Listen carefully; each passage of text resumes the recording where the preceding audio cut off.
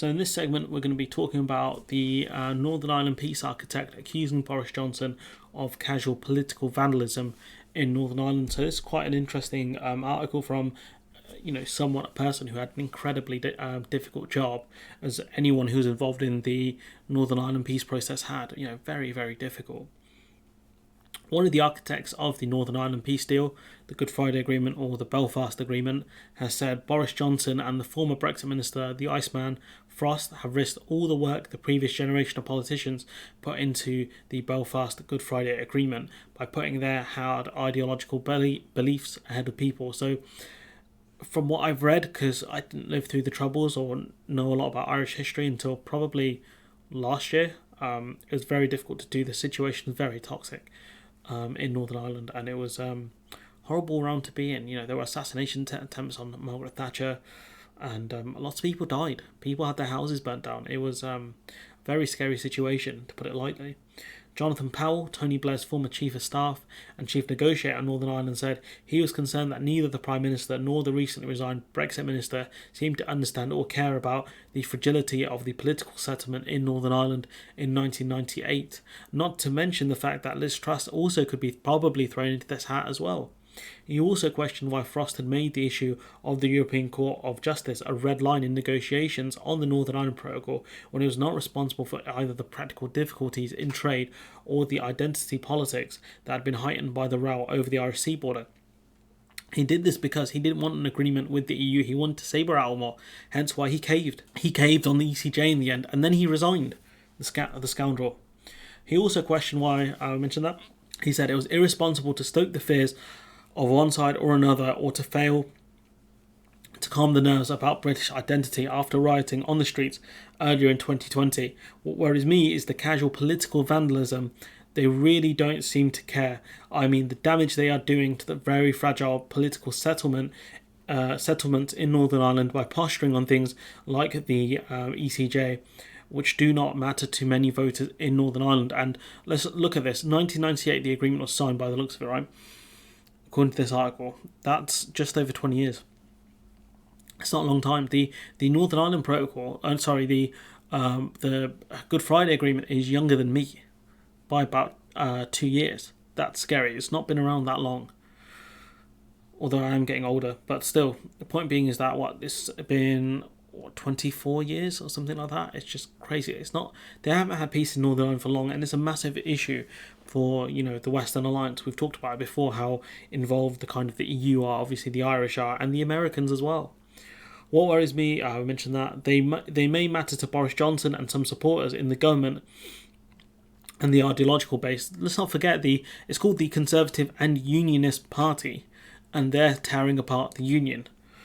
But is it really worth sacrificing all the work the previous generations and of politicians put into the Northern Ireland peace process on the ideological altar of the ECJ? He asked. No, it was a red herring, and no doubt Liz Truss, if Boris Johnson stays in Parliament or as Prime Minister for the next 10 months, Liz Truss is going to have major problems trying to deal with this.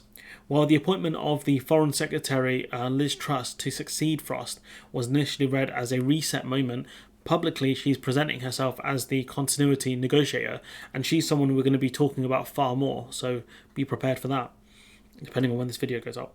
The UK's position has not changed. We need goods to flow freely between GB and NI. What that means is, that statement there means the end of the Northern Ireland Protocol. That statement just there, we need the goods to flow freely between GB and NI. That's it. That's the Good Friday Agreement, and that's the Northern Ireland Protocol done. Once you come out with a statement like that, if that's what you want to do.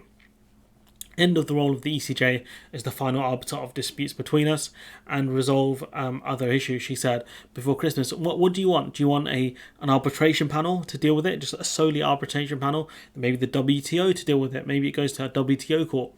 What do you want, and why didn't you put this in initially? Fair enough, Liz Truss didn't actually negotiate this deal, but she voted for it. If it was such an issue, why didn't you mention it, pal? Powell warned the institutions of devolved governments could collapse unless the British government focused on practical problems created by the post-Brexit customs and physical checks on goods crossing the Irish Sea. While he doesn't expect to return to the troubles of the past, let's hope not, he said Brexit created an ongoing issue in Northern Ireland, which it has done.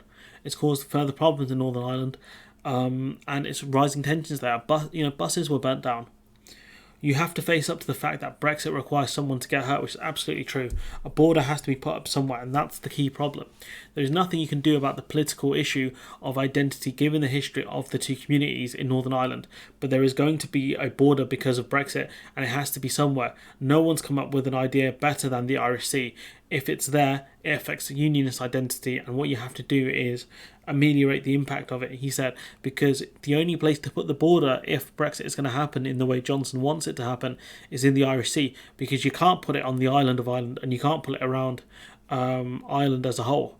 You can't do it. You can't take Ireland out of the single market and customs union. It just won't work, and that's the key problem. Brexit has put talk of United Ireland firmly on the agenda south of the border, and the government needs to pay attention to this and to understand how that is also fulfilling unionist fears about the future of Northern Ireland in the United Kingdom, he said, because they are fearing a United Ireland.